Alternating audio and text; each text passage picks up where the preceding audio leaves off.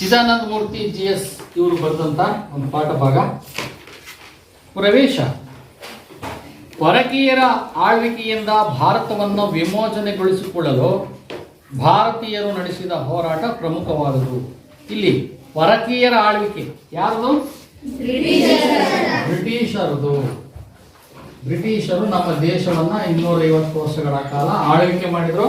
ಅವರಿಂದ ಏನಾದರೂ ಮಾಡಿ ವಿಮೋಚನೆ ಪಡ್ಕೋಬೇಕು, ಸ್ವಾತಂತ್ರ್ಯ ಆಗ್ಬೇಕು ನಾವು ಅನ್ನೋ ಒಂದು ಇಚ್ಛೆಗೆ ಸ್ವಾತಂತ್ರ್ಯವನ್ನು ಹೋರಾಟ ಮಾಡಿದ್ವಿ. ಅದರಲ್ಲಿ ಪ್ರಮುಖರು ಭಾರತೀಯರು ನಡೆಸಿದಂಥ ಹೋರಾಟ ತುಂಬ ಪ್ರಮುಖವಾದದ್ದು. ಈ ಸ್ವಾತಂತ್ರ್ಯ ಹೋರಾಟದಲ್ಲಿ ಸಾವಿರಾರು ಜನ ತಮ್ಮ ಜೀವನ ಪ್ರಾಣವನ್ನು ತ್ಯಾಗ ಮಾಡಿ ವೀರ ಬಲಿದಾನಗೈದರು. ಇಂತಹ ವೀರ ಸ್ವಾತಂತ್ರ್ಯ ಬಲಿದಾನಿಗಳನ್ನು ಸ್ಮರಣೆಗೈಯುವುದು ಭಾರತೀಯರೆಲ್ಲರ ಜವಾಬ್ದಾರಿ. ನೋಡಿ, ಹಿಂಗೆ ಸ್ವಾತಂತ್ರ್ಯವನ್ನು ಪಡೆಯೋದಕ್ಕೆ ಸಾವಿರಾರು ಜನ, ಲಕ್ಷಾಂತರ ಜನ ಮರಣವನ್ನು ಅಪ್ಪಿದ್ದಾರೆ, ತಮ್ಮ ಪ್ರಾಣವನ್ನು ತ್ಯಾಗ ಮಾಡಿದರೆ, ಜೀವನವನ್ನು ಹಾಳು ಮಾಡಿಕೊಂಡಿದ್ದಾರೆ. ಆದರೂ ಬಲಿದಾನಗೈದಿದ್ದಾರೆ. ಇಂತಹ ವೀರ ಸ್ವಾತಂತ್ರ್ಯ ಬಲಿದಾನಿಗಳು ಯಾರ್ಯಾರು, ಅವರೆಲ್ಲರನ್ನೂ ಸ್ಮರಣೆ ಮಾಡಿಕೊಳ್ಳೋದು ನಿಮ್ಮೆಲ್ಲರ ಭಾರತೀಯರಾದಂಥ ನಮ್ಮೆಲ್ಲರ ಕರ್ತವ್ಯ ಮತ್ತು ಜವಾಬ್ದಾರಿ ಅಂತ ಹೇಳ್ತಾರೆ. ಇಷ್ಟು ಹೇಳ್ತಾ ಇಲ್ಲಿ ಈ ಒಂದು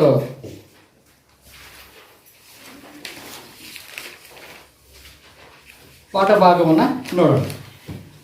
ಎಲ್ಲ ಮಕ್ಕಳು ಸಂಜೆ ಶಾಲೆಯಿಂದ ಬಂದಿದ್ದರು. ಆದರೆ 12 ವರ್ಷದ ಒಬ್ಬ ಬಾಲಕ, ಅವನು ಮಾತ್ರ ಮನೆಗೆ ಬಂದಿರಲಿಲ್ಲ. ಅವನ ತಂದೆ ತಾಯಿಯರಿಗೆ, ಕುಟುಂಬದ ಇತರ ಸದಸ್ಯರಿಗೆ ಬಹಳ ಆತಂಕವಾಯಿತು. ಸಂಜೆ ತಡವಾಗಿ ಬಾಲಕ ಮನೆಯೊಳಕ್ಕೆ ಕಾಲಿಟ್ಟ. ಅವನ ತಂಗಿ ಕೂಗಿಕೊಂಡಳು, ವೀರಾಜಿ ಬಂದ, ವೀರಾಜಿ ಬಂದ. ಅವನಮ್ಮ ಓಡಿ ಬಂದು ಬಾಲಕನನ್ನು ಗಿಯಾಗಿ ಹತ್ತಿದಳು. ತಾಯಿಯ ಕಣ್ಣುಗಳಿಂದ ನೀರು ಧಾರಾಕಾರವಾಗಿ ಹರಿಯತೊಡಗಿತ್ತು. ನೋಡಿ, ಶಾಲೆ ಒಂದು ಕಥೆಯ ರೂಪದಲ್ಲಿ ಭಗತ್ ಸಿಂಗ್ ಅವರ ಕಥೆಯನ್ನು ಹೇಳ್ತಾರೆ. ಎಲ್ಲರೂ ಶಾಲೆಗೆ ಹೋಗಿದ್ರು ಮಕ್ಕಳು, ಎಲ್ಲರೂ ಸಂಜೆ ಮನೆಗೆ ಬಂದಿದ್ರು. ಆದರೆ 12 ವರ್ಷದ ಒಬ್ಬ ಬಾಲಕ ಏನಿದ್ದಾನೆ, ಅವನು ಮನೆಗೆ ಬಂದಿರಲಿಲ್ಲ. ಅವನ ತಂದೆ ತಾಯಿಯರಿಗೆ, ಕುಟುಂಬದವರಿಗೆಲ್ಲ ಎಲ್ಲೋದ ನನ್ನ ಮಗ ಅಂತೇಳಿ ಆತಂಕ ಆಗಿಬಿಟ್ಟಿದೆ. ಆದರೆ ಕೊನೆಗೆ ತಡವಾಗಿ ಬಂದ. 5 ಗಂಟೆಗೆ ಬರಬೇಕು, ಅದನ್ನು 6:30, 7 ಗಂಟೆಗೆ ಬಂದ. ತುಂಬ ತಡವಾಗಿ ಬಂದ. ಮನೆಯೊಳಗೆ ಇನ್ನೇನು ಕಾಲಿಟ್ಟ, ಇದಕ್ಕಿದ್ದಂಗೆ ಆ ಮಗು, ಅವನ ತಂಗಿ, ಚಿಕ್ಕ ತಂಗಿ, ಪುಟ್ಟ ತಂಗಿ ಕೂಗ್ಕೊಂಡು, ವೀರಾಜಿ ಬಂದ, ವೀರಾಜಿ ಬಂದ, ವೀರಾಜಿ ಬಂದ ಅಂತ ಕುಣ್ಕಂತ ಖುಷಿಯಾಗಿ ಕೂಗಿದ್ದು. ಅವಳು ಕೂಗಿದ್ದು ಕೇಳಿದ ತಕ್ಷಣ ಒಳಗಿರೋ ಅಪ್ಪ ಅಮ್ಮ ಚಿಂತೆ ಹಚ್ಕೊಂಡು ಕೂತಿದ್ರಲ್ಲ, ಅವರು ಓಡೋಡಿ ಬಂದರು. ಅದ್ರಾಗೂ ಅವರಮ್ಮ ಓಡಿ ಬಂದ್ಬಿಟ್ಟು ಮಗನನ್ನು ಹತ್ಕೊಂಡು, ಎಲ್ಲೋಗಿದ್ದೋ ಮಗನೇ, ಎಲ್ಲೋಗಿದ್ದೋ ಅಂತೇಳಿ ಬಿಗಿದಪ್ಪಿ, ಒಂದು ಕಡೆಗೆ ಕೋಪ, ಒಂದು ಕಡೆಗೆ ಸಂಕಟ, ದುಃಖದಿಂದ ಮಗನನ್ನು ಬಿಗಿದಪ್ಪಿ, ಅಯ್ಯೋ ಹೋಗೇಬಿಟ್ನೆ ನಾನು ನನ್ನ ಮಗ. ಯಾಕೆಂದರೆ ಆಗೆಲ್ಲ ಯುದ್ಧ, ಒಂದು ರೀತಿಯಲ್ಲಿ ಹೋರಾಟದ ಇದ್ದಾಗ ಪೊಲೀಸರ ಕಾಟ, ಬ್ರಿಟಿಷರ ಕಾಟ, ಯಾರು ಮನೆಗೆ ಬರ್ತಾರೋ, ಯಾರು ಹೋಗ್ತಾರೋ, ಯಾವಾಗ ಅನ್ನೋದೇ ಕಷ್ಟ ಆಗಿತ್ತು. ಅಂತ ಒಂದು ಜೀವ ಕೈಯಾಗಿ ಹಿಡ್ಕೊಂಡು ಓಡಾಡುವಂತಹ ಸಂದರ್ಭ ಅದು. ಅವಾಗ ಅವರ ತಾಯಿ ಕಣ್ಣುಗಳಿಂದ ನೀರು ಧಾರಾಕಾರವಾಗಿ ಹರಿಯತೊಡಗಿತು. ತಂಗಿ ಕೊಟ್ಟ ಹಣ್ಣುಗಳನ್ನು ತಿನ್ನದೇ ನಿಂತಿದ್ದ ಬಾಲಕನ ಮುಖದಲ್ಲಿ ಆ ಗಾಂಭೀರ್ಯವನ್ನು ಕಂಡು ತಂಗಿಗೆ ಆಶ್ಚರ್ಯವಾಯಿತು. ಬಂದ ತಕ್ಷಣ, ಅಣ್ಣ ತಗೋಬ ಹಣ್ಣು ಅಂತೇಳ್ಬಿಟ್ಟು ಅವ್ರ ಅಮ್ಮ ಕೊಟ್ಟಿದ್ದಲ್ಲ ಹಣ್ಣು, ತಿಂದಿದ್ದೇ ಇಲ್ಲ, ಹಂಗೆ ಇಟ್ಕೊಂಡಿದ್ದಕ್ಕೆ. ಅಣ್ಣ ಬಂದಿಲ್ಲ, ಅಣ್ಣ ಬಂದಿಲ್ಲ ಅಂತ ಮನೆಗೆ ಅಳ್ತಾ ಇದ್ರು. ಬಂದ ತಕ್ಷಣ, ಅಣ್ಣ ತಗೋ ಹಣ್ಣು ಅಂತ ಕೊಡೋಕೆ ಹೋದ್ಲು. ಅವನು ಇಸ್ಕೋಬೇಕಿತ್ತು ಪ್ರೀತಿಯಿಂದ, ಖುಷಿಯಿಂದ. ಅವನು ಇಸ್ಕೊಂಡಿಲ್ಲ, ಸುಮ್ಮನೆ ನಿಂತ್ಕೊಂಡಿದ್ದ, ಗಂಭೀರವಾಗಿ ನಿಂತ್ಕೊಂಡಿದ್ದ. ಆಗ ತಂಗಿಗೆ ಆಶ್ಚರ್ಯವಾಯಿತು. ಅರೆ, ಬಂದ ತಕ್ಷಣ ಅಣ್ಣ ನನ್ನ ಕೈಯಾಗಿನ ಹಣ್ಣು ಇಸ್ಕೊಂಡ್ಬಿಡ್ತಿದ್ದ, ಖುಷಿ ಕೊಡು, ಥ್ಯಾಂಕ್ಸ್ ಹೇಳ್ತಿದ್ದ, ಯಾಕೆ ಹಿಂಗೆ ನಿಂತ್ಕೊಂಡ್ಬಿಟ್ನಲ್ಲ ಅಂತ ಹೇಳ್ಬಿಟ್ಟು ಆ ಸಣ್ಣ ಪುಟ್ಟ ಮಗುಗೆ ಆಶ್ಚರ್ಯ ಆಯಿತು. ದಯವಿಟ್ಟು ನನಗೆ ಏನನ್ನು ತಿನ್ನಲು ಹೇಳಬೇಡ, ಬಾ ನಿನಗೆ ಏನೋ ತೋರಿಸ್ತೀನಿ ಎಂದು ಗಂಭೀರ ಧ್ವನಿಯಲ್ಲಿ ಹೇಳಿ ಊಟದ ಡಬ್ಬದಲ್ಲಿದ್ದ ರಕ್ತದಲ್ಲಿ ತೊಯ್ದ ಮಣ್ಣನ್ನು ಹೊರತೆಗೆದ. ಆವಾಗ ಆ ಮಗುಗೆ, ತಂಗಿಗೆ ಹೇಳಿದ, ದಯವಿಟ್ಟು ನನ್ನ ತಿನ್ನೋದಕ್ಕೆ ಒತ್ತಾಯ ಮಾಡಿಬೇಡ ಪುಟ್ಟ. ಆತಂಕ ಇತ್ತು, ಏನೋ ದೂರ ಇತ್ತು, ಏನೋ ಒಂದು ರೀತಿ ಕೋಪ ಇತ್ತು. ಊಟ ನನಗೆ ಒತ್ತಾಯ ಮಾಡಬೇಡ, ನನಗೆ ಹಣ್ಣು ತಿನ್ನಕ್ಕೆ ನೋಡು ಸುಮ್ಮನೆ ಬಾಯಿಲಿ ಕರ್ಕೊಂಡು ಹೋದ. ಊಟ ಡಬ್ಬೆ ಇತ್ತಲ್ಲ ತೊಗೊಂಬಂದ. ಏನಣ್ಣ ಮಾಡ್ತಿದ್ಯಾ, ಊಟ ಮಾಡಲಿಲ್ವ ನೀನು? ಇನ್ನೇನಮ್ಮ ತೆಗೆದು ತೋರಿಸಿದ. ಹಿಂಗೆ ತೋರಿಸಿದ ತಕ್ಷಣ ಕೈಯೊಳಗೆ ಆ ಬಾಕ್ಸ್ ಒಳಗೆ ಮಣ್ಣು, ರಕ್ತ ಇದೆ. ರಕ್ತದಿಂದ ತೊಯ್ದು ಮಣ್ಣು ತೋರಿಸಿದ ತಂಗಿಗೆ. ಇದು ಬಹಳ ಪೂಜನೀಯವಾದ ಮಣ್ಣು. ಜಲಿಯನ್ ವಾಲ್ಬಾಗ್ ಹತ್ಯಾಕಾಂಡದಲ್ಲಿ ಹುತಾತ್ಮರಾದವರ ರಕ್ತದಿಂದ ಈ ಮಣ್ಣು ಒದ್ದೆಯಾಗಿದೆ ಎಂದು ಹೇಳಿ ಜಲಿಯನ್ ವಾಲ್ಬಾಗ್ ನೆತ್ತರಿನ ಆ ಮಣ್ಣಿಗೆ ವಂದಿಸಿದ ಆ ಬಾಲಕನೇ ವೀರ ಭಗತ್ ಸಿಂಗ್. ಅವ್ರ ತಂಗಿಗೆ ತೋರಿಸಿದಾಗ ಏನಣ್ಣ ಇದು, ಗಾಬರಿಯಾದ್ರು.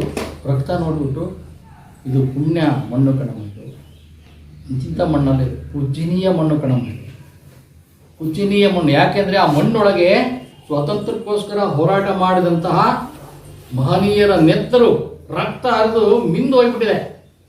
ಈ ಮಣ್ಣು ಅಂತಿಂಥ ಮಣ್ಣಲ್ಲ, ಈ ರಕ್ತ ಅಂತಿಂಥವ್ರದ್ದಲ್ಲ. ಸ್ವಾತಂತ್ರ್ಯಕ್ಕೋಸ್ಕರ ತಮ್ಮ ಜೀವನವನ್ನೇ ತ್ಯಾಗ ಮಾಡಿದಂತಹ, ಈ ಜೀವಗಳನ್ನು ಬಲಿ ಕೊಟ್ಟಂತಹ ಬ್ರಿಟಿಷರು ಇದ್ದಾರಲ್ಲ, ಅವ್ರ ಮೇಲೆ ನಾನು ಸೇಡು ತೀರಿಸ್ಕೊಳ್ತೀನಿ, ಬಿಡೋದಿಲ್ಲ ಅನ್ನೋ ಮನೋಭಾವದಿಂದ ಆತ ಹೇಳ್ತಾನೆ. ಆ ಹುತಾತ್ಮರ ರಕ್ತದಿಂದ ಮಣ್ಣು ಒದ್ದೆಯಾಗಿಬಿಟ್ಟಿದೆ ಎಂದು ಹೇಳಿ ಜಲಿಯನ್ ವಾಲ್ಬಾಗ್ ಮಣ್ಣಿನಿಂದ ಆ ನೆತ್ತಲಿನ ಮಣ್ಣಿಗೆ ವಂದಿಸಿದ ಆ ಬಾಲಕ. ನಾವು ಹಣೆ ಮುಗಿಸ್ಕೊಂಡು ನಮಸ್ಕಾರ ಮಾಡ್ತಾರೆ. ಆ ಮಗುಗೆ ಏನೋ ಅರ್ಥನೇ ಆಗಲಿಲ್ಲ, ಏನು ಹಿಂಗೆ ಮಾಡ್ತಾನೆ ನಮ್ಮ ಅಣ್ಣ ಅಂತೇಳಿ. ಆ ಬಾಲಕನೇ ವೀರ ಭಗತ್ ಸಿಂಗ್.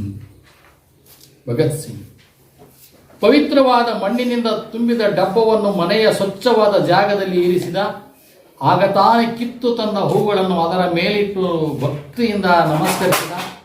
ಅಂದಿನಿಂದ ಅನೇಕ ವರ್ಷಗಳವರೆಗೆ ಪವಿತ್ರ ಮಣ್ಣನ್ನು ಪೂಜಿಸುವುದು ಅವನ ದಿನನಿತ್ಯದ ಆಚರಣೆಯಾಯಿತು. ಒಂದು ಡಬ್ಬಿಯನ್ನು ತಂದು ಪವಿತ್ರವಾದ ಒಂದು ಎತ್ತರದ ಸ್ಥಾನದಲ್ಲಿ ಇಟ್ಬಿಟ್ಟು ನಮಸ್ಕಾರ ಮಾಡ್ದ. ಹೋಗ್ಬಿಟ್ಟು ಹೂವನ್ನು ಹರ್ಕೊಂಡು ಬಂದು ಹೊರಗಡೆ ಇಟ್ಟು ಪೂಜೆ ಮಾಡಿ ನಮಸ್ಕಾರ ಮಾಡಿದ. ಪವಿತ್ರವಾದ ಆ ಒಂದು ಮಣ್ಣನ್ನು, ರಕ್ತದಿಂದ ಸಿಕ್ತವಾದಂಥ ಮಣ್ಣನ್ನು ಪ್ರತಿದಿನ ಅದನ್ನು ಪೂಜೆ ಮಾಡ್ತಿದ್ದ. ಅವ್ರ ಅಪ್ಪ ಅಮ್ಮ ಕೇಳಿದ್ರು, ಏನಾಗಿದೆಯಾ ನಿನಗೋ, ಏನೋ ಇದು? ಅಮ್ಮ, ಅಪ್ಪಾಜಿ ಹಿಂಗಾಯಿತು, ನಾನು ಹೋಗಿದ್ದೆ, ಇಂಥ ಘಟನೆ ಆಯಿತು. ಅದನ್ನು ನೋಡಿಬಿಟ್ಟು ನನಗೆ ಆ ಮಣ್ಣನ್ನು ಡಬ್ಬೆಗೆ ತುಂಬ್ಕೊಂಡ್ಬಂದಿದ್ದೀನಿ, ನಾನು ದಿನ ಪೂಜೆ ಮಾಡ್ತೀನಿ, ನನಗೆ ಅಡ್ಡಿ ಮಾಡಬೇಡ್ರಿ ದಯವಿಟ್ಟು ಅಂತ. ಆಯ್ತಪ್ಪ ಅಂತ ಅವರು ಕೂಡ ದೇಶದ ಅಭಿಮಾನಿಗಳು. ರುಚ್ಚು ಕೆಚ್ಚು ಇತ್ತು, ಹುಡುಗನ ಮನೋಭಾವಕ್ಕೆ ಧಕ್ಕೆ ಬರಬಾರ್ದು ಅಂತ ಹೇಳ್ಬಿಟ್ಟು ಆಯ್ತಪ್ಪ ಹಾಗೆ ಮಾಡೋದ್ಬಿಟ್ಟು ದೇಶಭಕ್ತಿ ಉಳ್ಳ ಮಗುವನ್ನು ಪೂಜೆ ಮಾಡಲಿಕ್ಕೆ ಇರ್ತಾರೆ. 1919 ಏಪ್ರಿಲ್ 13ರಂದು ಜಲಿಯನ್ ವಾಲ್ಬಾಗ್ನಲ್ಲಿ ಶಾಂತಿಯುತ ಸಭೆ ಸಂಘಟಿಸಿದ್ದರು. ಏನಾಯಿತು ಏನಾಯ್ತು ಈ ಕತೆ ಹೇಳ್ದಂಗೆ. ಈಗ ಇಂದೊಂದು ಫ್ಲ್ಯಾಶ್ ಬ್ಯಾಕ್. ಆ ಹುಡುಗ ಮನೆಗೆ ಬಂದ, ಇಟ್ಟ ಪೂಜೆ ಮಾಡ್ತಿದ್ದ. ಹಂಗೆ ಕ್ಯಾಮ್ರಾ ಆ ಕಡೆ ಹೋಗುತ್ತೆ. ಏನಾಯಿತು, ಯಾಕೆ ಹಿಂಗಾಯಿತು, ಅದು ಯಾವ ಮಣ್ಣು, ಎಲ್ಲೋ ಏನು ಅಂತ ಕೇಳಿದಾಗ ಈಗ ಆ ಕತೆ ಹೇಳ್ತಾರೆ. 1919ರಲ್ಲಿ ಯಾವುದು ಜಲಿಯನ್ ವಾಲ್ಬಾಗ್ ಅಲ್ಲಿ ಏನು ನಡೀತು ಅನ್ನೋದನ್ನ ಈ ಕಥಾ ಭಾಗದಲ್ಲಿ ಮುಂದೆ ಹೇಳ್ತಾರೆ. ಶಾಂತಿಯುತ ಸಭೆ ನಡೆಸಿದ್ರಲ್ಲಿ ಜಲಿಯನ್ ವಾಲ್ಬಾಗ್ ಏನು, ನಾವು ಭಾರತೀಯರು ಒಗ್ಗಟ್ಟಾಗಿ ಗಾಂಧೀಜಿಯವರ ಹೇಳಿದ ಶಾಂತಿಯೊಂದಿಗೆ ಶಾಂತಿ, ಶಿಸ್ತು, ಒಂದೇ ಮಾತರಂ ಅಂತ ಹೇಳ್ಕೊಂಡು ಶಾಂತ ರೀತಿಯಿಂದ ಸ್ವಾತಂತ್ರ್ಯವನ್ನು ಪಡಿಬೇಕು. ನಾವು ಬ್ರಿಟಿಷರೇ ನಮ್ಮ ಸ್ವಾತಂತ್ರ್ಯ, ನಮ್ಮ ದೇಶವನ್ನು ನಮಗೆ ಬಿಟ್ಟು ನೀವು ತೊಲಗಿ ಅಂತ ಹೇಳಬೇಕು ಅನ್ನೋದಕ್ಕೆ ಶಾಂತಿಯಿಂದ ಒಂದು ಸಭೆ ಕರೆದು ಚರ್ಚೆ ಮಾಡ್ತಿದ್ರು. ಸುಮಾರು 20,000 ಜನರಿದ್ದ ಆ ಸಭೆಯಲ್ಲಿ ಅಮಾಯಕರಾದ, ನಿಶಸ್ತ್ರರಾದ ಗಂಡಸರು, ಹೆಂಗಸರು, ಮುದುಕರು, ಮಕ್ಕಳು ಎಲ್ಲ ಇದ್ದರು. ಅಲ್ಲಿದ್ದ ಜನರಿಗೆ ಯಾವ ಎಚ್ಚರಿಕೆಯನ್ನು ಕೊಡದೆ ಜನರಲ್ ಡಯರ್ ತನ್ನ ಸೈನಿಕರಿಗೆ ಗುಂಡಿನ ದಾಳಿ ನಡೆಸಲು ಆಜ್ಞೆ ನೀಡಿದ. ಸುಮಾರು ಆ ಜಲಿಯನ್ ವಾಲ್ಬಾಗ್ ಅನ್ನೋದೊಂದು ಜಾಗ, ಅಲ್ಲಿ ಸುತ್ತ ಎಲ್ಲ ಕಾಂಪೌಂಡ್ ಇತ್ತದು, ಹೊರಗಡೆ ಹೋಗೋ ಜಾಗ ಇರಲಿಲ್ಲ, ಒಂದೇ ಒಂದು ಬಾಗಿಲಿತ್ತು. ಅಂಥ ಕಡೆ ಗುಪ್ತವಾಗಿ ಇವರು ಒಂದು 20,000 ಜನ ಸೇರ್ಕೊಂಡಿದ್ರು. ಏನು ಮಾಡೋದು, ಹೇಗೆ ಮಾಡಬೇಕು ಸ್ವಾತಂತ್ರ್ಯ ಹೋರಾಟ ಚಳವಳಿನ ಅಂತ. ಅಲ್ಲಿ ಯಾರ್ಯಾರು ಇದ್ರು ಮುಗ್ಧರಿದ್ರು, ಪಾಪ ಏನೂ ಅರಿಯಿದ್ದಾರೆ. ಒಟ್ಟು ಗಾಂಧೀಜಿ ಹೇಳ್ತಾರೆ ಅಂದರೆ ನಾವೆಲ್ಲ ಒಂದಾಗಿ ಚರ್ಚೆ ಮಾಡಬೇಕು ಹೋಗ್ತಿದ್ವಿ. ಯಾರ್ಯಾರಿದ್ರಪ್ಪ ಅಲ್ಲಿ ಅಂದರೆ ಅಮಾಯಕರಿದ್ರು, ಅವರಿಗೆ ಈಗೆಲ್ಲ ಏನು ಗೊತ್ತಿರಲಿಲ್ಲ, ದಾಳಿ ಮಾಡ್ತಾರೆ ಅನ್ನೋದು ಗೊತ್ತಿರಲಿಲ್ಲ. ಆಮೇಲೆ ಗಂಡಸರಿದ್ರು, ಹೆಣ್ಮಕ್ಳಿದ್ರು, ಮುದುಕರಿದ್ರು, ಎಲ್ಲರೂ ಅಲ್ಲಿ ನೆರೆದಿದ್ರು. ಅವರಿಗೆ ಯಾವ ಎಚ್ಚರಿಕೆ ಕೊಳ್ಳಿ, ಇದಕ್ಕಿಗ್ಲೇ ಬಂದ ಮೇಲಿಂದ ಗುಂಡು ಹೊಡಿಸಿ ಮೇಲೆ ಸೈನಿಕರು ನಿಲ್ಲಿಸಿ ಹೊಡೆದ. ಯಾರು ಅಂದರೆ ಜನರಲ್ ಡಯರ್. ಯಾರು? General Dyer. ಬರ್ಕೊಳ್ತಾ ಇದ್ದೀವಿ ಅಂತ ಅನ್ಸುತ್ತೆ ನನಗೆ. ಆ ಜನರಲ್ ಡಯರ್ ಆಜ್ಞೆ ಮಾಡಿಬಿಟ್ಟ, ಎಲ್ಲ ಸೈನಿಕರು ಅವನಿಗೆ, ಆ ಜನಗಳ ಕೂತರಿಗೆ ಗುಂಡು ಹಾರಿಸಿದ್ರು. ಈ ಜಲಿಯನ್ ವಾಲ್ಬಾಗ್ ಹತ್ಯಾಕಾಂಡದಲ್ಲಿ 400 ಜನ ಕೊಲ್ಲಲ್ಪಟ್ಟರು, 1200ಕ್ಕೂ ಹೆಚ್ಚು ಜನ ಗಾಯಗೊಂಡರು. ಒಂದು 400 ಜನಗಳು ಬಿದ್ದುವಲ್ಲಿ, 400 ಜನ ಸತ್ತೋದು ಕ್ಷಣಾರ್ಧದಲ್ಲಿ. ಹಾಗೆಯೇ 1200ಕ್ಕೂ ಹೆಚ್ಚು ಜನಗಳು ಗಾಯಗೊಂಡು ಬಿಲಬಿಲ ಒದ್ದಾಡ್ತಾ, ಇನ್ನು ಉಳಿದರು ಎದ್ದು ಸದ್ನೋ ಬಿದ್ನೋ ಅಂತ ಎದ್ದು ಓಡೋದು. ಹೀಗೆ ಆ ಜನರಲ್ ಡಯರನನ್ನು ಜಲಿಯಾನ್ ವಾಲ್ಬಾಗ್ನಲ್ಲಿ ಸಭೆ ಸೇರಿದ್ದ, ಶಾಂತಿ ಸಭೆ ಕರೆದಿದ್ದ ಅವ್ರ ಮೇಲೆ ಗುಂಡಿನ ಮಳೆಗಾರ. ಆಗ 12 ವರ್ಷದವನಾಗಿದ್ದ ಭಗತ್ ಸಿಂಗ್ ಈ ಘಟನೆ ಬಗ್ಗೆ ಕೇಳಿ ದಿಗ್ಭ್ರಾಂತನಾದ. ಅವನಿಗೆ ಒಂದು ಮಾತನಾಡಲು ಬಾಯಿಂದ ಸೊಲ್ಲು ಬರಲಿಲ್ಲ. ಆ ವೀರ ಬಾಲಕ ಭಗತ್ ಸಿಂಗ್ ಕಿಶನ್ ಸಿಂಗ್ ಹಾಗೂ ವೀರಮಾತೆ ವಿದ್ಯಾವತಿಯರ ಸುಪುತ್ರನಾಗಿ 1907 ಸೆಪ್ಟೆಂಬರ್ 22ರಂದು ಪಂಜಾಬಿನ ಲಾಯಲ್ಪುರ ಜಿಲ್ಲೆಯ ಬಾಂಗಾ ಗ್ರಾಮದಲ್ಲಿ ಜನಿಸಿದ. ಅವಾಗ ಈ 12 ವರ್ಷದ ಬಾಲಕ ಭಗತ್ ಸಿಂಗ್ ಏನಿಲ್ಲ, ಈಗ ಆ ದೃಶ್ಯವನ್ನ ಹಿಂಗೆ ನಡೀತು ಅಂತಂದು ಕೇಳಿ ದಿಗ್ಭ್ರಾಂತನಾದ. ಕೋಪ ಬಂತು, ಬ್ರಿಟಿಷರನ್ನ ಏನು ಮಾಡಲಿ ಅನ್ನೋ ಒಂದು ಸಿಟ್ಟು ಬಂತು ಅವನಿಗೆ.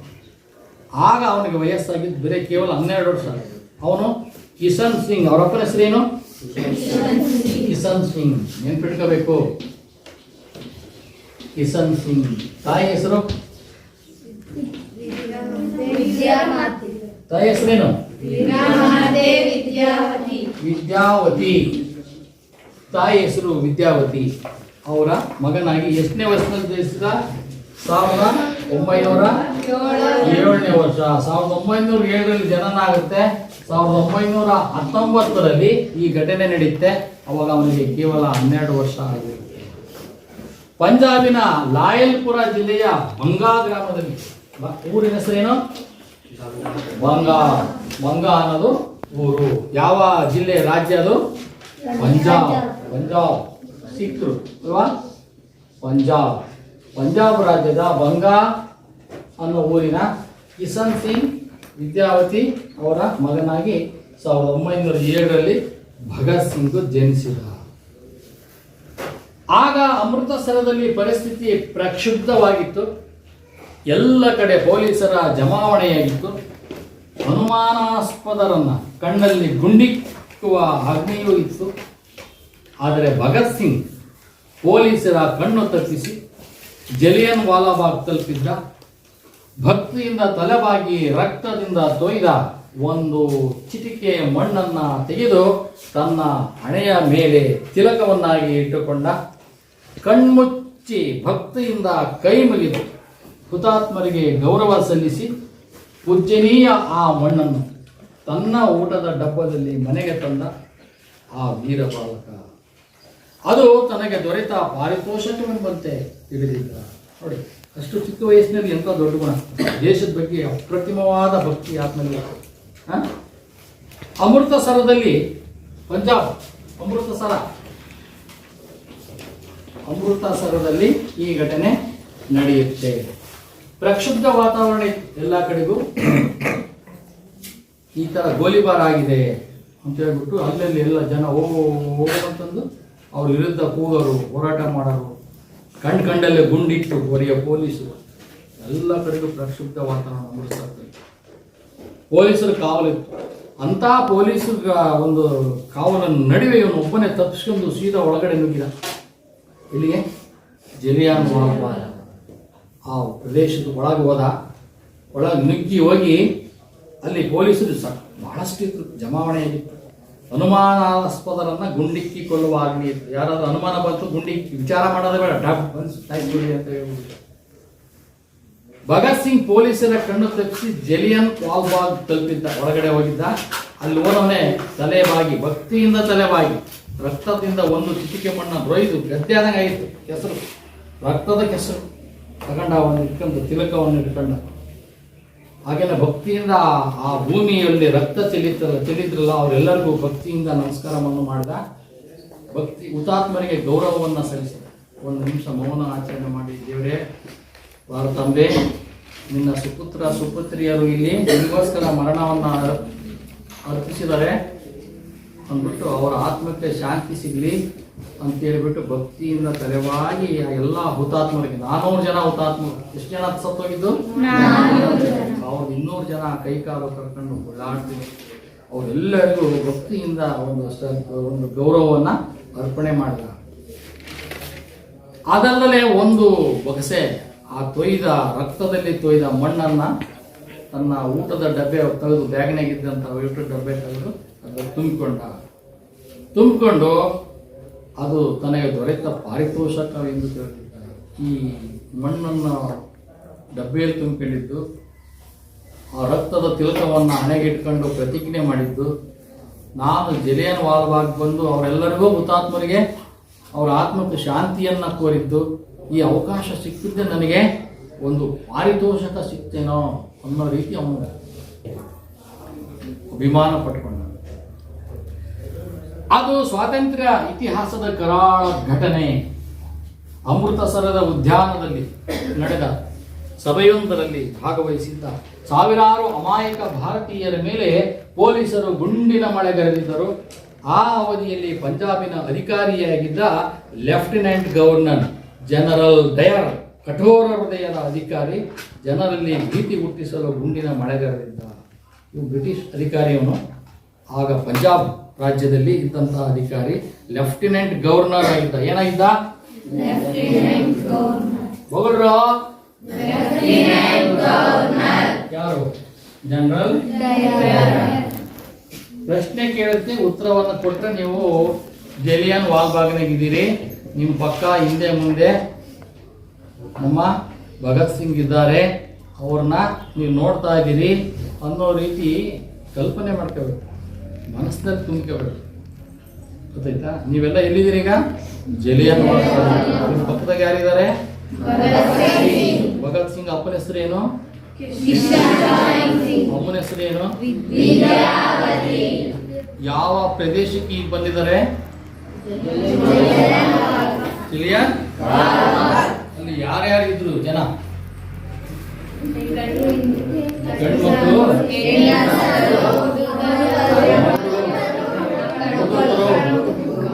ಅವ್ರು ಎಲ್ಲರೂ ಇದ್ರು. ಅದನ್ನ ಅವ್ರನ್ನೆಲ್ಲರೂ ಕೊಂದಾಕ್ಬಿಟ್ಟು ಎಷ್ಟು ಜನ ಸತ್ತೋಗಿದ್ರಲ್ಲಿ? ಇಷ್ಟು ಜನ ಕೈಕಾಲು ಕರ್ಕೊಂಡಿದ್ರು. ಆ ಜನರಲ್ ಡಯರ್ ಅನ್ನೋ ಯಾವ ರಾಜ್ಯದ ಲೆಫ್ಟಿನೆಂಟ್ ಗವರ್ನರ್ ಆಗಿದ್ದ? ಪಂಜಾಬ್ ರಾಜ್ಯದ ಲೆಫ್ಟಿನೆಂಟ್ ಗವರ್ನರ್ ಆಗಿದ್ದ. ಏನೋ ಲೆಫ್ಟಿನೆಂಟ್ ಗವರ್ನರ್ ಹೆಸರೇನಾ? ಏನೋ ಜನರಲ್. ಆಫ್ ಮಾಡ್ಕೊಂಡು ಕೂತ್ಕೊಬೇಡ್ರು. ಈಗ ಕೇಳಿದ್ರೆ ಈಗ ಆಫ್ ಆಗಿದ್ದೀರಿ ಅಂದ್ರೆ ನೀವು ಹೇಳೋದು ಅರ್ಥ ಆಗ್ತಿಲ್ಲ ಅಂತ ಬಾಯಿ ಬಿಟ್ಟು ಹೇಳ್ತೀರಿ ಅಂದ್ರೆ ನೀವು ಇದ್ದೀರಿ ಜಲಿಯನ್ ವಾಲ್ಬಾಗ್ನಾಗಿದ್ದೀರಿ ಅಂತ. ಹಾಂ, ಸರಿ. ಈ ಒಂದು ಘಟನೆ ಇತಿಹಾಸದ ಕಾಳ ಘಟನೆ. ಅದು ಇತಿಹಾಸದಲ್ಲೇ ನಡಿಬಾರ್ದಂಥದ್ದು. ಎಲ್ಲೂ ಕೂಡ ಅಮಾಯಕರ ಮೇಲೆ ಅವ್ರ ಹತ್ರ ಯಾವುದೇ ಶಸ್ತ್ರ ಇದ್ದಿಲ್ಲ, ಯುದ್ಧ ಮಾಡೋ ಉದ್ದೇಶ ಇದ್ದಿಲ್ಲ, ಯಾರನ್ನ ಹೊಡಿಬೇಕು ಬಡಿಬೇಕು ಅಂತ ಬಂದವರಲ್ಲ. ಶಾಂತಿಯಿಂದ ಸಭೆ ನಡೆಸೋರ ಮೇಲೆ ಇಂಥ ಒಂದು ಕರಾಳವಾದಂಥ ಘಟನೆ ನಡೆದೋಗ್ಬಿಡ್ತು. ಅಮೃತಸರದ ಉದ್ಯಾನವನದಲ್ಲಿ ನಡೆದ ಸಭೆಯೊಂದರಲ್ಲಿ ಭಾಗವಹಿಸಿದ್ದ ಸಾವಿರಾರು ಅಮಾಯಕರ ಮೇಲೆ ಪೊಲೀಸರು ಗುಂಡಿನ ಮಳೆಗರೆದಿದ್ದರು. ಹೊಡೆದಾಕಿದ್ರು. ಅಷ್ಟು ಸಾವಿರಾರು ಜನ ಮೇಲೆ ಗುಂಡಾಕಿ. ಅದರ ಕಠೋರ ಹೃದಯದವನು ಯಾರು ಅಂದರೆ ಜನರಲ್ ಡಯರ್. ಇದು ಜನರಲ್ಲಿ ಭೀತಿ ಹುಟ್ಟಿಸ್ಬೇಕು. ಯಾರು ಇನ್ಮೇಲೆ ಭಾರತದಕ್ಕೆ ಸ್ವಾತಂತ್ರ್ಯ ಕೊಡಿ ಅಂತ ನಮ್ಮ ಮೇಲೆ ಎರಗಬಾರ್ದು ಅನ್ನೋ ಉದ್ದೇಶಕ್ಕೋಸ್ಕರ ಅವನು ಭಯ ಹುಟ್ಟಿಸ್ಬೇಕು. ಇಲ್ಲಿ ಒಂದ್ಸರಿ ಆಯ್ತು ಅಂದ್ರೆ ಇಡೀ ದೇಶದ ತುಂಬ ಎಲ್ಲರೂ ಎಚ್ಚರಿಕೊಂಡು ಭಯ ಪಡ್ಕೊಂಡು ದೂರ ಇರ್ತಾರೆ ಅನ್ನೋದು ಅವನ ಉದ್ದೇಶ. ಜಲಿಯನ್ ವಾಲ್ಬಾಗ್ ಮಾರಣ ಹೋಮ ಭಗತ್ ಸಿಂಗ್ನ ಮನಸ್ಸಿನ ಅಚ್ಚಳಿಯದ ಪ್ರಭಾವವನ್ನು ಬೀರಿತ್ತು. 1921ರಲ್ಲಿ ಅವನು ಒಂದು ನಿರ್ಧಾರಕ್ಕೆ ಬಂದ. 1919ರಲ್ಲಿ ಈ ಘಟನೆ ನಡೀತು. 1921ರಲ್ಲಿ ಒಂದು ನಿರ್ಧಾರಕ್ಕೆ ಬರ್ತಾವಂತೆ. ಏನ್ ಬರ್ತತಿ, ಏನ್ ಮಾಡ್ತಾನೆ, ಒಂದಲ್ಲ ಒಂದು ದಿನ ಈ ದಮನಕಾರಿ ಪ್ರಭುತ್ವವನ್ನು ಧ್ವಂಸ ಮಾಡಲು ಏನನ್ನಾದರೂ ಮಾಡಿಯೇ ತೀರುತ್ತೇನೆಂದು. ನೋಡಿ, ದಮನಕಾರಿ ಪ್ರಭುತ್ವ, ಎಲ್ಲರನ್ನು ದಮನ ಮಾಡೋದು, ಹತ್ತಿಕ್ಕುವಂತಹ ಪ್ರಭುತ್ವ ಯಾರ್ದಾಗಿತ್ತು? ಬ್ರಿಟಿಷರದಾಗಿತ್ತು ಇಡೀ ದೇಶದ.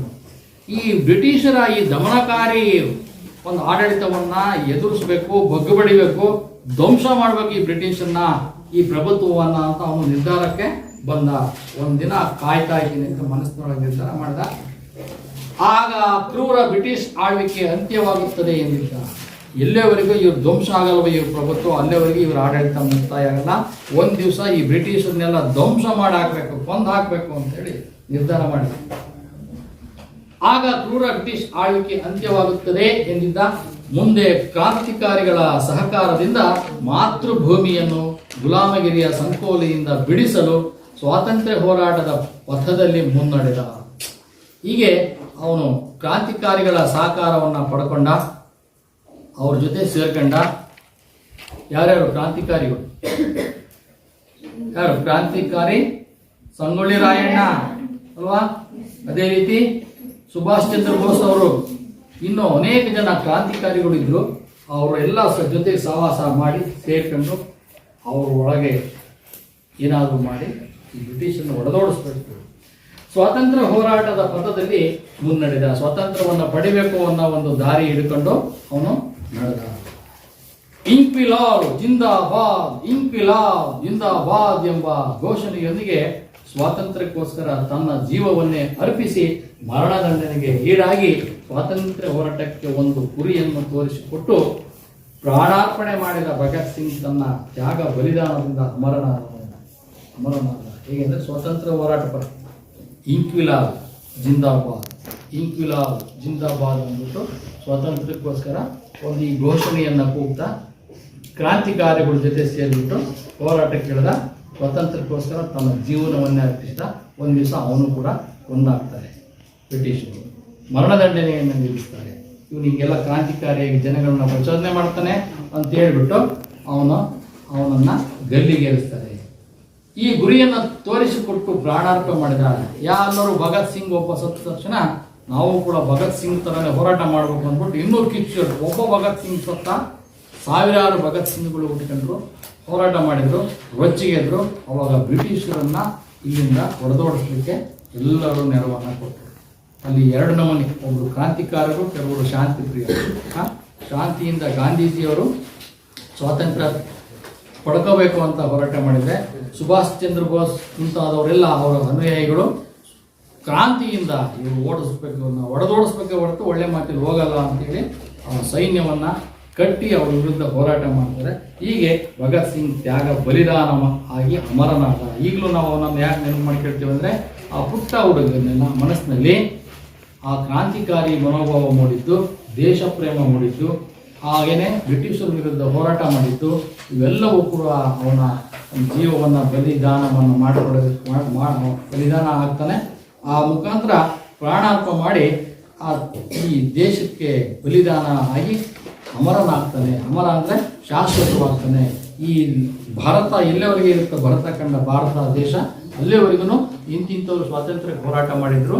ಅದರಾಗ ಚಿಕ್ಕ ಹುಡುಗನಾದಂಥ ಭಗತ್ ಸಿಂಗ್ನು ಕೂಡ ಒಬ್ಬ ಅಂದ್ಬಿಟ್ಟು ಚಿಕ್ಕ ವಯಸ್ಸಿನಲ್ಲಿ ಅವನಿಗೆ ಯಾವ ಮನೋಭಾವ ಬಂದಿತ್ತು ಅನ್ನೋದರಲ್ಲಿ ಹೇಳ್ಬೋದು. ಇನ್ನು ಇವರ ಕೃತಿಕಾರರ ಪರಿಚಯ ಒಂದಿಷ್ಟು ನೋಡೋಣ. ಚಿದಾನಂದ ಮೂರ್ತಿ GS ಇವರು ಸಾಮಾನ್ಯ ಶತವರ್ಷ 1970ರಲ್ಲಿ ಗೊಪ್ಪೇನಹಳ್ಳಿ ಅಂದರೆ ನಿಮ್ಮ ಗೊಪ್ಪೇನಹಳ್ಳಿ ಅಲ್ಲ, ಅಲ್ಲಿ ಕೊಂಡಜ್ಜಿ ಪೋಸ್ಟ್ ತುರುವೇಕೆರೆ ತಾಲೂಕು. ಗೊಪ್ಪೇನಹಳ್ಳಿ ನಮ್ಮದು ಗೊಪ್ಪೇನಹಳ್ಳಿ ಊರಲ್ವಾ? ಗೊಪ್ಪೇನಹಳ್ಳಿ ಅದು ನಮ್ಮ ಈ ಊರು ಶಾಲೆ ಗೊಪ್ಪೇನಹಳ್ಳಿ ಅಲ್ಲ, ಇದು ಕೊಂಡಜ್ಜಿ ಅಂದರೆ ದಾವಣಗೆರೆ ಹತ್ರ ಒಂದು ಕೊಂಡಜ್ಜಿ ಐತಿ, ಅದು ಅಲ್ಲ. ತುರುವೇಕೆರೆ ತಾಲೂಕಿನಲ್ಲಿ ತುಮಕೂರು ಜಿಲ್ಲೆ ಇದೆ, ಗೊತ್ತಾಯ್ತಾ? ತುಮಕೂರು ಜಿಲ್ಲೆ ತುರುವೇಕೆರೆ ತಾಲೂಕು, ಕೊಂಡಜ್ಜಿ ಪೋಸ್ಟ್, ಗೊಪ್ಪೇನಹಳ್ಳಿ ಊರು. ಒಂದು ಚಿಕ್ಕ ಊರಿನಲ್ಲಿ ಇದ್ದಂಥವ್ರು ಚಿದಾನಂದ ಮೂರ್ತಿಯವರು. ಇವರು ಇದನ್ನು ಬರೆದಿರುವಂಥದ್ದು. ಜೊತೆಗೆ ಮೈಸೂರು ಮಾನಸ ಗಂಗೋತ್ರಿ ಪ್ರಾಚೀನ ಇತಿಹಾಸ ಮತ್ತು ಪುರಾತತ್ವ ವಿಭಾಗದಲ್ಲಿ ಸ್ನಾತಕೋತ್ತರ ಶಿಕ್ಷಣ ಹಾಗೂ ಇಂಗ್ಲಿಷ್ MA ಇವರು ಮಾಡಿರ್ತಾರೆ. ಮೈಸೂರು ವಿಶ್ವವಿದ್ಯಾಲಯದಲ್ಲಿ ಹಿಸ್ಟ್ರಿ ಇತಿಹಾಸವನ್ನು ಓದಿದ್ದಾರೆ. ಅನಂತರ ಪುರಾತತ್ವ ವಿಭಾಗದಲ್ಲಿ ಸ್ನಾತಕೋತ್ತರ ಪದವಿಯನ್ನು ಪಡೆದಿದ್ದಾರೆ. ಮತ್ತಲ್ಲದೆ ಇಂಗ್ಲಿಷ್ನಲ್ಲೂ ಕೂಡ MA ಮಾಡಿದ್ದಾರೆ. ಕೆಲವು ಪ್ರೌಢಶಾಲೆಯಲ್ಲಿ ಶಿಕ್ಷಕರಾಗಿ ಸೇವೆ ಸಲ್ಲಿಸಿದ್ದಾರೆ. ಕೆಲವು ಪ್ರೈವೇಟ್ ಸ್ಕೂಲ್ಗಳಿಗೆ ಸೇವೆಯನ್ನು ಸಲ್ಲಿಸಿದ್ದಾರೆ. 2015ರಿಂದ ತಮ್ಮ ಹುಟ್ಟೂರಿನಲ್ಲಿ ಪೂರ್ಣ ಪ್ರಮಾಣದ ರೈತನಾಗಿ ಸಾವಯವ ಕೃಷಿಯಲ್ಲಿ ತೊಡಗಿಕೊಂಡಿದ್ದಾರೆ. ನೋಡಿ, ಮೇಷ್ಟ್ರಾಗಿ ಇರ್ಬೋದಿತ್ತು, ಆದ್ರೆ ಆತ ಸಾವಯವ ಕೃಷಿಕಾರನಾಗಿ ತಮ್ಮ ಊರಿನಲ್ಲಿ 2015ರಿಂದ ಸೇವೆಯನ್ನ ಸಲ್ಲಿಸ್ತಾ ಇದ್ದಾರೆ. ಕೃಷಿ, ಅದರಲ್ಲೂ ಸಾವಯವ ಕೃಷಿ ಅಂದ್ರೆ ಈ ಗೊಬ್ಬರ ಹಾಕದಂಗೆ ಬೆಳೆಯುವಂಥದ್ದು. ಗೊತ್ತಾಯ್ತಲ್ಲ ನಿಮಗೆ? ಗೊಬ್ಬರವನ್ನು ಹಾಕದಂಗೆ ಆ ಸಾವಯವ ಗೊಬ್ಬರವನ್ನು ಬಳಸಿ ಬೆಳೆಯನ್ನ ಬೆಳೆಯುವಂಥದ್ದು ಅಂತೇಳಿ. ಪ್ರಸ್ತುತ ಪಾಠವನ್ನ ಶ್ರೀ ಚಿದಾನಂದ ಮೂರ್ತಿ GS ಅವರು ಬರೆದಿರುವ ಜೀವನ ಸಾಧನೆಯ ಮಾಲಿಕೆಯ ಭಗತ್ ಸಿಂಗ್ ಜೀವನ ಚರಿತ್ರೆ ಕೃತಿಯಿಂದ ಆರಿಸಿಕೊಳ್ಳಲಾಗಿದೆ. ಜೀವನ ಸಾಧನೆ ಮಾಲಿಕೆ ಅಂತ ಪುಸ್ತಕಗಳು ಮಾಡಿದ್ದಾರೆ. ಆದರೆ ಇವರಿಗೆ ಈ ವಿಷಯದ ಬಗ್ಗೆ ಬರ್ಕೊಡಿ ಅಂತ ಹೇಳಿದಕ್ಕೆ ಈ ಲೇಖನವನ್ನ ಅವರು ಕೊಟ್ಟಿದ್ದಾರೆ. ಆ ಪುಸ್ತಕದಿಂದ ಈ ಭಾಗವನ್ನ ಆಯ್ದುಕೊಳ್ಳಲಾಗಿದೆ. ನಿಮಗೆ ಒಂದು 4 ಪ್ರಶ್ನೆ ಇದಾವಲ್ಲ, ಇದರಲ್ಲಿ ಒಂದನ್ನ ಕೇಳ್ತಾರೆ. ಜಲಿಯನ್ ವಾಲ್ಬಾಗ್ನಲ್ಲಿ ಶಾಂತಿಯುತ ಸಭೆ ಯಾವಾಗ ನಡೆಯಿತು?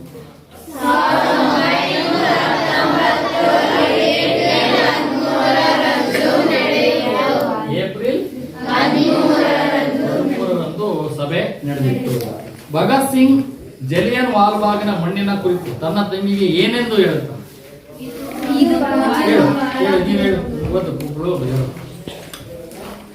ತನ್ನ ತಂಗಿಗೆ ಏನಂತ ಹೇಳಿದ?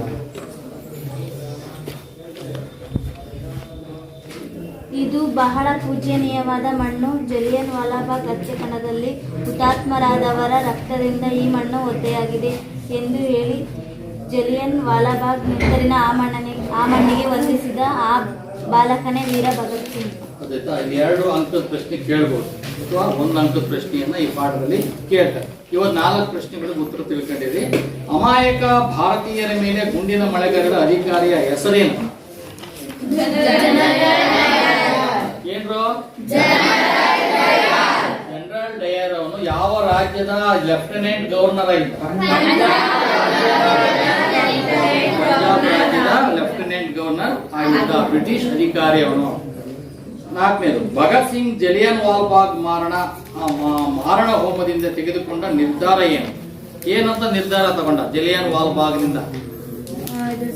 ಹೇಳಿ, ಏನ್ ನಿರ್ಧಾರ ತಗೊಂಡ? ಜಲಿಯನ್ ವಾಲಾಬಾಗ್ ಮಾರಣ ಹೋಮ ಭಗತ್ ಸಿಂಗ್ನ ಹೇಳು ದೀಪಾ, ಹೇಳು. ದಿವ್ಯಾ. ಒಂದಲ್ಲ ಒಂದು ದಿನ ಈ ದಮನಕಾರಿ ಪ್ರಭುತ್ವವನ್ನು ಧ್ವಂಸ ಮಾಡಲು ಏನನ್ನಾದರೂ ಮಾಡಿಯೇ ತೀರುತ್ತೇನೆಂದು, ಆಗ ಕ್ರೂರ ಬ್ರಿಟಿಷ್ ಆಳ್ವಿಕೆ ಅಂತ್ಯವಾಗುತ್ತದೆ ಎಂದಿದ್ದ. ಅಲ್ವಾ? ನಾವು ಈ ಬ್ರಿಟಿಷರಿಗೆ ದಮನಕಾರಿ ಪ್ರಭುತ್ವವನ್ನು ಹೊಡೆದೋಡಿಸ್ಬೇಕಂದ್ರೆ ಇವ್ರ ವಿರುದ್ಧ ಹೋರಾಟ ಮಾಡಲೇಬೇಕು ಅಂತೇಳಿ ಅವನು ನಿರ್ಧಾರವನ್ನ ಮಾಡಿದ್ದ. ಈ ಪಾಠದಿಂದ ಇವನ್ 4 ಪ್ರಶ್ನೆ ನೆನಪಿಡ್ರಿ. ಜೊತೆಗೆ ಇವೊಂದಿಷ್ಟು ಪಾಯಿಂಟ್ಸ್ಗಳು ನೆನಪಿಟ್ಕೊಂಡ್ರೆ ನಾಳೆ ಪರೀಕ್ಷೆಯಲ್ಲಿ ಉತ್ತರವನ್ನ ಬರೀಬಹುದು. ಅಷ್ಟೇ ಅಲ್ಲ, ನಿಮ್ಮ ಜೀವನದಲ್ಲಿ ನೀವು ಕೂಡ ಭಗತ್ ಸಿಂಗ್ ತರ ದೇಶಕ್ಕೋಸ್ಕರ ಹೋರಾಟ ಮಾಡೋದು. ಈಗ ಹೋರಾಟ ಮಾಡೋದು ಏನಿಲ್ಲ, ಸ್ವಾತಂತ್ರ್ಯ ಇದೆ. ನಾವು ಆ ಸ್ವಾತಂತ್ರ್ಯವನ್ನ ಕಬಳಿಸುವಂತ ವ್ಯಕ್ತಿಗಳು ಏನಿದಾರಲ್ಲ ಈಗ ನಮ್ಮಲ್ಲೇ, ಅವ್ರ ವಿರುದ್ಧ ಹೋರಾಟ ಮಾಡ್ಬೇಕಾದ್ರೆ ಅದಕ್ಕೆ ಏನ್ ಮಾಡ್ಬೇಕು ನಾವು? ನಾವು ದಮನಕಾರಿಯಾಗಿ ಬಾಂಬ್ ಹಾಕಿ ಹೊಡೆದಾಡ್ಸೋದೇನು ಬೇಕಿಲ್ಲ. ನಾವು ಜಾಣರಾಗಿ ಅಂಥವ್ರ ವಿರುದ್ಧವಾಗಿ, ಅಂಥ ಘಟನೆಯನ್ನು ಮಾಡೋರ ವಿರುದ್ಧವಾಗಿ ನಾವು ಹೋರಾಟ ಮಾಡಬೇಕು. ಎಚ್ಚರದಿಂದ ನಾವು ಒಂದು ಒಳ್ಳೆಯ ಸ್ಥಾನಮಾನವನ್ನು ಗಳಿಸಬೇಕು. ದೇಶಕ್ಕೋಸ್ಕರ ಏನು ಕೆಲಸ ಮಾಡ್ತೇವೆ ಗೊತ್ತಿಲ್ಲ. ನೋಡಿ, ಇವ್ರು ರೈತ ಒಬ್ರು ಆಗಿ ಈ ಪುಸ್ತಕ, ಈ ಒಂದು ಲೇಖನ ಬರೀತಾರೆ. ಇದು ಕೂಡ ಒಂದು ದೇಶ ಸೇವೆ ಅಲ್ವಾ? ಈ ದೇಶ ಸೇವೆಯನ್ನ ರೈತರು ಮಾಡ್ಬೋದು, ಸೈನಿಕರು ಮಾಡ್ಬೋದು, ಹಾಗೇನೆ ಮೇಷ್ಟ್ರಾಗಿ, ಲಾಯರ್ ಆಗಿ, ವಿಜ್ಞಾನಿಯಾಗಿ ಅಲ್ವಾ, ಯಾವುದೇ ರೀತಿಯಲ್ಲಿ ವ್ಯಾಪಾರ ಆದನಾಗಿರ್ಬೋದು, ಎಲ್ಲರೂ ಕೂಡ ದೇಶದ ಅಭಿವೃದ್ಧಿಗೆ ಪಣ ತೊಡಬೇಕಾಗುತ್ತೆ. ಇಂಥ ಒಂದು ದೇಶದ ಅಭಿಮಾನವನ್ನು ಕುರಿತು ಬರೆದಂತಹ ಪುಸ್ತಕ, ಒಂದು ಪಾಠವನ್ನ ನೀವೆಲ್ಲರೂ ಸರಿಯಾಗಿ ಅರ್ಥ ಮಾಡಿ. ಸರಿ,